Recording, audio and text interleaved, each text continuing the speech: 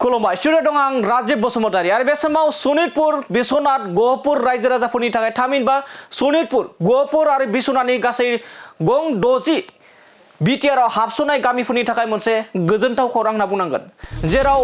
गोबाङानो सोंथि खालामो आरो गोबाङानो आसा खालामनानै दङ बिटिआर गोजोन गोरोबथानि गेजेरजोंनो सनितपुर बिश्वनाथ आरो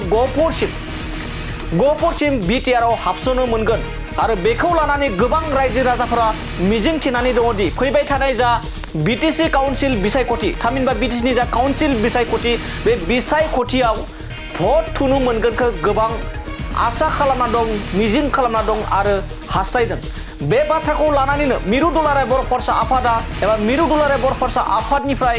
गोख्रों बाथ्रा बुंदों मिरु दुलाराय बर' फरायसा आफादनि आफादगिरि दिपेन बर' बिथाङा गोख्रों बाथ्रा बुंदों दि सनितपुर बिश्वनाथ आरो गहपुरनि रायजो राजाफोरा 42 बोसोरनि 2025 मायथाइनि जा काउन्सिल बिसायख'थि बिटिसि बिसायख'थि जानो थांगासिनो दं बेयाव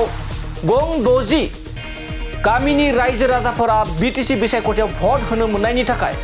गोख्रों खामानि मावबाय थादों आरो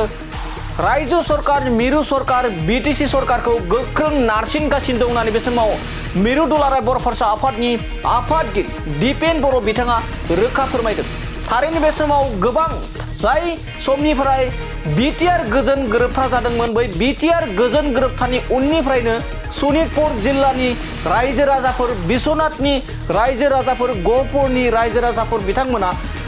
माब्ला बिटिसि बिसायख'थियाव भट थुनो मोनगोन बेखौ आसा खालामनानै गोबां सोंथि खालामो थारैनो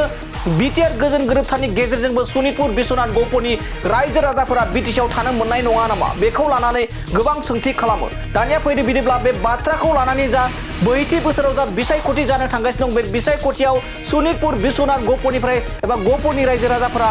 बिसायख'थियाव भट थुनो मोनगोन ना मोना बेखौ लानानै दुलाराय बर' फरायसा आफादनि आफादगिरि दिपेन बर' बिथाङा मा फोरमायो जों बिथांनिफ्राय आबुं मिथिना लानि ना बेयाव